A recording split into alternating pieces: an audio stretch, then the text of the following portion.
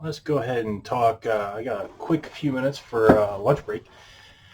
I mentioned, I think, in one of my earlier videos, one or two, I want to talk about resilience. What is resilience? Now, this is going to be terribly comprehensive because that could be a very long video.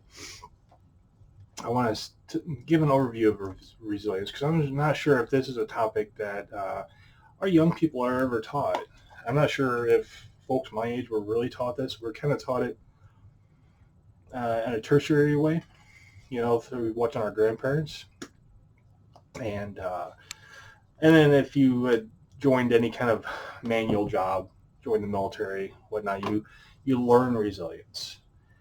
I don't think I ever was in a class or anything that kind of talked about resilience until late in my Army career. So my Army career, I did 10 years active duty, and then I did 14 years in the National Guard. Right, so I retired out of the Guard. I was an E7, and I think resilience was mentioned. Probably I retired 2016, so I think somewhere in like between 2012 and 2016 was the first time resilience was mentioned, kind of becoming more mainstream. And it probably wasn't about until about a year or two before I retired that we actually had a class on it, which I thought, for our Army classes was pretty comprehensive. I'm not going to use the Army class as a template because there's a different type of resilience that they're talking about. I mean, it's the same but different, right? So I'm talking in a general, broader spectrum of resilience. So first, I want to define what areas of resilience that we'll talk about. I see it in three broad categories. That's emotional resilience, physical resilience, and mental resilience. All three of these are interlinked in some way or the other, um, and I'll demonstrate that here in a second. But they are also completely different. So we'll go to emotional resilience first. Emotional resilience is maintaining yourself through hard times. An example is I had a very abusive marriage before. She's very if you're familiar at all with real narcissism, like covert narcissism and so forth, which most people aren't really familiar with it. Thank God, because I mean we have a lot of dead people on our hands. But if you are very familiar with it, you understand that there's a constant, every 15 minutes of every single day of this gaslighting, of this tearing you down, of this everything you've ever done is always wrong mentality. It's a never-ending, relentless. You're at work, you get text messages. I used to be in great physical shape, mainly because she wouldn't follow me out there. So I'd go run for 12 miles a day, right? And then sometimes, I made it a point to ride my bike at least 100 miles a week. Sometimes I would double that just because, hey, if I want to go ride 100 miles on a Saturday, I know she wasn't going to follow me, right? And being here in Kansas, it's nice and windy, so those 100 miles can stretch out to about 10 or 12 hours sometimes because you got a stiff headwind. Anyways, I let that emotionally impact me for a couple of years until I sat back and I looked at things from a third point of view. I kind of pulled myself out of the equation and looked at myself as a character in my own life. And in this way, this is how I started to save myself emotionally.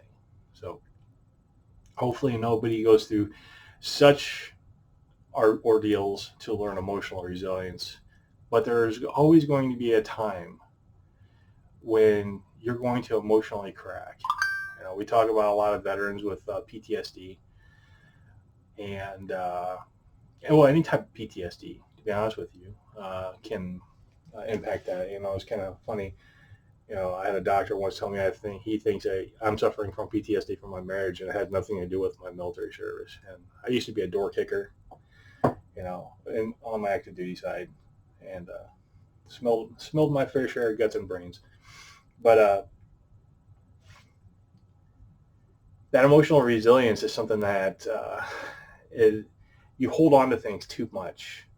You let them, you internalize it too much. You don't release it in productive ways, and it'll it's just like a balloon. It'll rupture on you, and when it does rupture, it can be catastrophic to you, or feel at least catastrophic. And at a minimum, it can just make you an emotional wreck, right? So nobody wants to, start crying every time they see, Old Yeller, right? And that was something that kind of identified me to a problem because I remember watching a movie. I don't remember the name of the movie. It was a great movie. It's centered around World War II in China, and there were some missionaries or some guys. I don't know. I was half drunk, but these guys were trying to move these kids from one area of China to another because the Japanese were attacking and so forth. So, I remember cracking up, breaking down, watching that movie, had my headphones on off in the corner there. And that's when I realized, maybe I have a problem I need to address. So, and then I started pulling myself out third person, realizing what was happening, bigger picture. For emotional resilience, that's what I always say is look at it from a larger perspective. Pull yourself away and figure out what's actually impacting you emotionally. Why are you internalizing it? Is it completely necessary? Is there some way you can mitigate these things? You have to learn these coping mechanisms. For me, I'm a big fat hairy guy now, but then I just maintained physically fit. And it was both for two purposes. First, it burnt off a lot of energy that I wasn't going to risk the rest of my life because of, the Cupid stunt I had at home. And second, she wouldn't follow me, she tried to a couple times, but I would just ride off. She'd get mad. Sure, well, you just rode. I'm like, yeah, well, PT is an individual event. It's not a group event. The next one is physical endurance or physical resilience. Physical resilience is closely tied in also with, I think, your mental resilience, and to a smaller extent, I think, partially your emotional resilience. If you're already emotionally weak, you're already kind of primed to quit. Physical resilience, though, most people don't know their limits.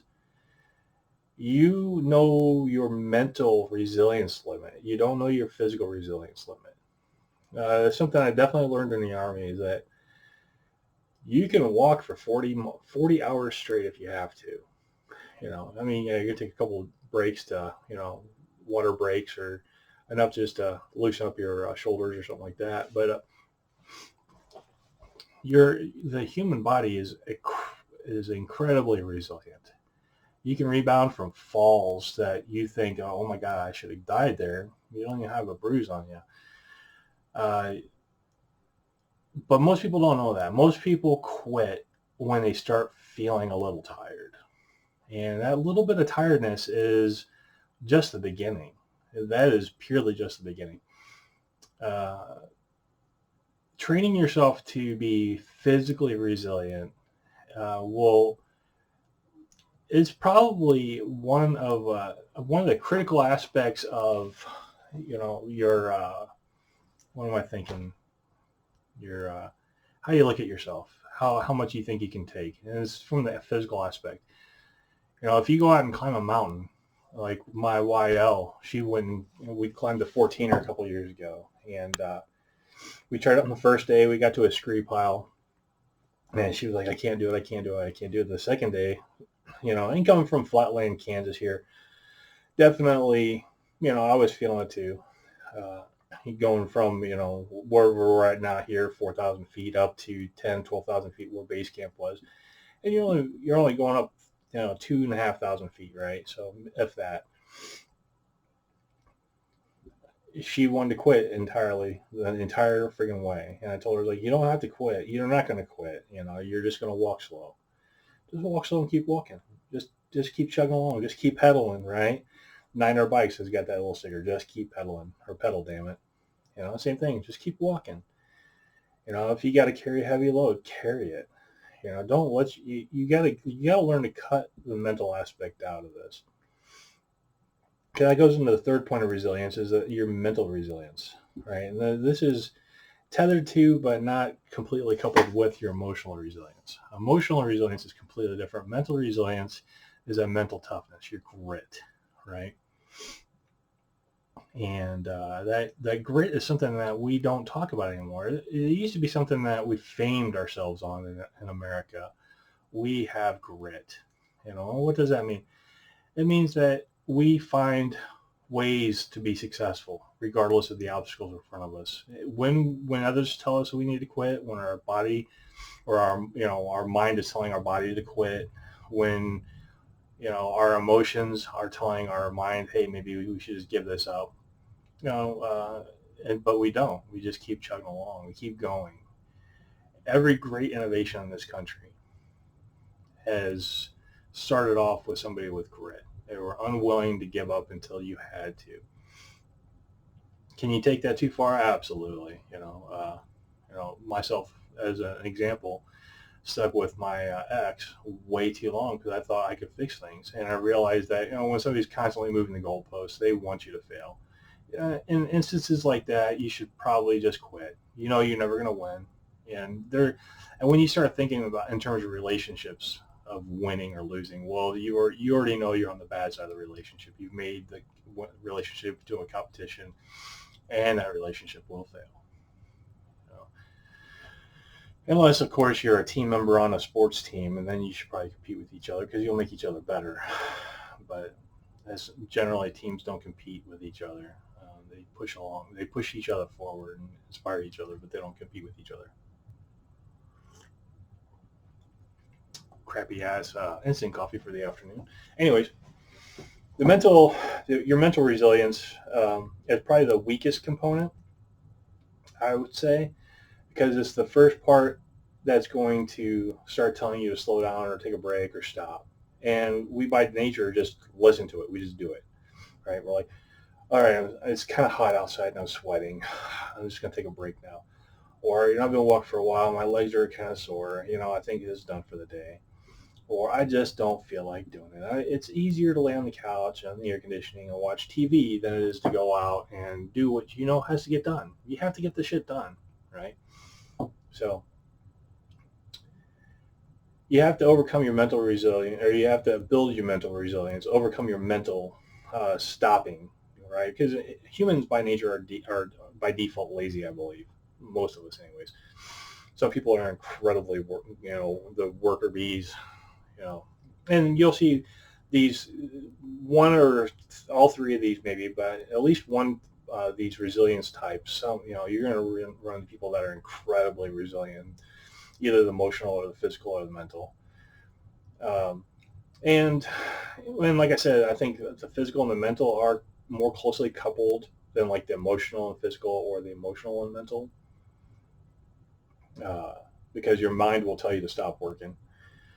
But you can train yourself out of that, and with that, you're gonna build a two resiliences at the same time. Mostly your mental.